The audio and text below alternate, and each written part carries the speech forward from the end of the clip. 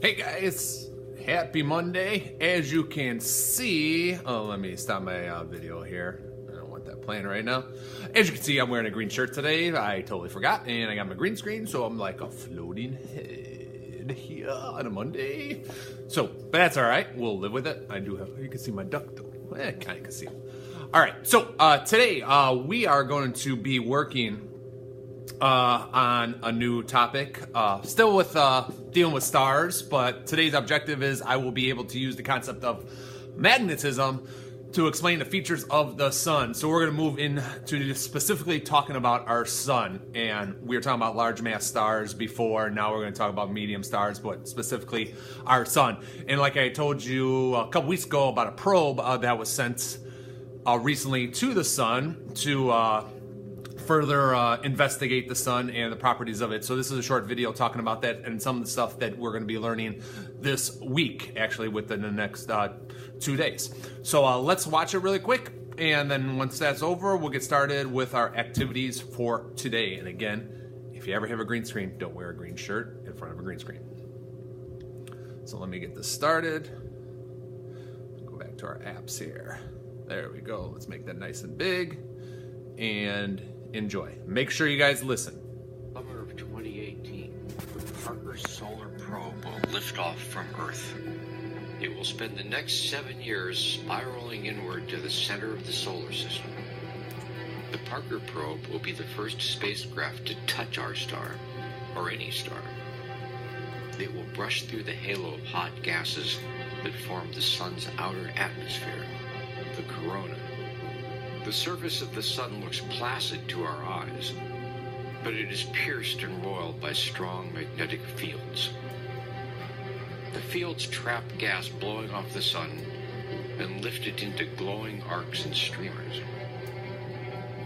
Scientists don't understand how the corona works, or why it's hundreds of times hotter than the surface of the sun.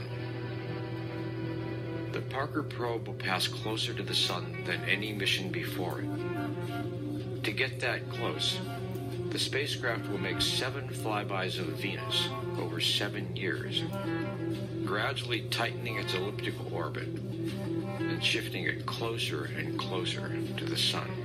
A high-tech heat shield will protect the probe from the punishing radiation and heat of the corona. Within the shield's shadow, the spacecraft instruments will operate at a comfortable room temperature. As the probe passes close to the sun, it will briefly become the fastest machine ever built by humans, zipping along at a brisk 430,000 miles per hour. The Parker probe is the first NASA spacecraft to be named after a living person.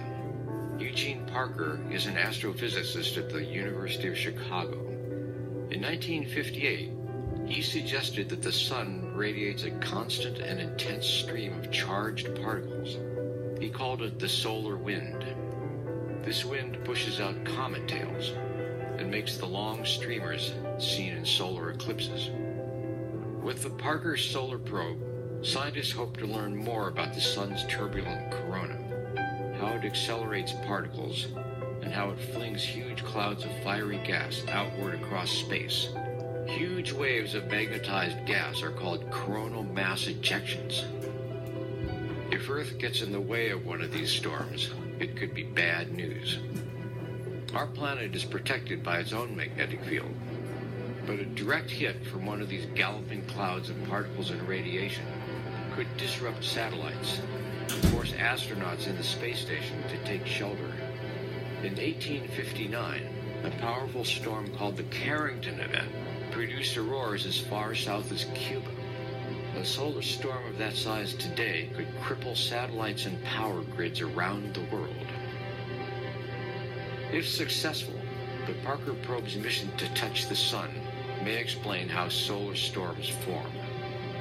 Scientists hope it might teach us how to predict coronal outbursts more accurately and learn how to endure them. We've always depended on the kindness of a star, here on a planet riding the gentle fringe of barely calculable forces. Living with a star is not easy, but we're learning. All right. So a lot of those terms we are going to be learning in the next couple days. So remember, you are the only one responsible for your grade as we move into the second quarter. So let's have a great start to the second quarter here today. And I know it's Monday. I got my coffee. So we'll do our best to entertain you guys and have a lot of activities hopefully here today in class. And we'll see you later.